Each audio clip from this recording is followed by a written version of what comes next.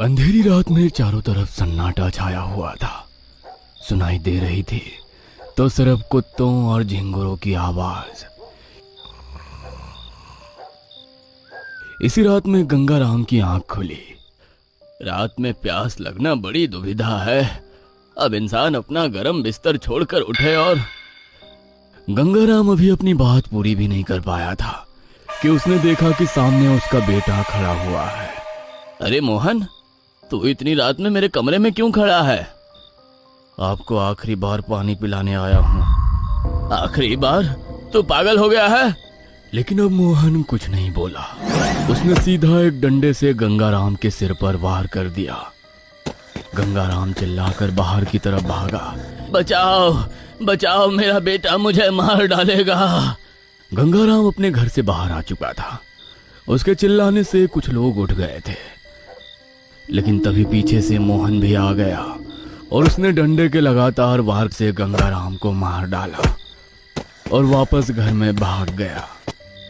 हे भगवान, मोहन ने अपने पिता को मार डाला। भीड़ लग गई। मोहन फिर से बाहर आया, लेकिन अब उसके हाव भाव बदले हुए थे। भीड़ ने उसे पकड़ लिया और फौरन पुलिस को बुलाया।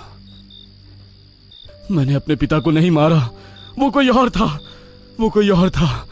मैंने अपनी आंखों से देखा है तुम्हें अपने बाप का कत्ल करते हुए। इंस्पेक्टर साहब, इसे ले जाइए।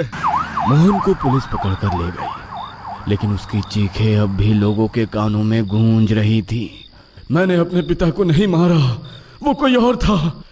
लोगों के मन में डर समा गया था।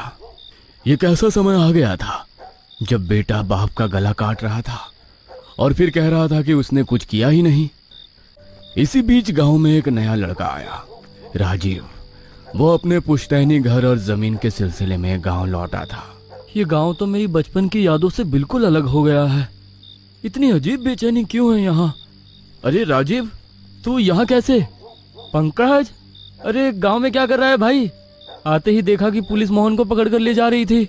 अजीब बात है भाई, मोहन ने अपने बाप को मार डाला और कह रहा है कि वो निर्दोष है।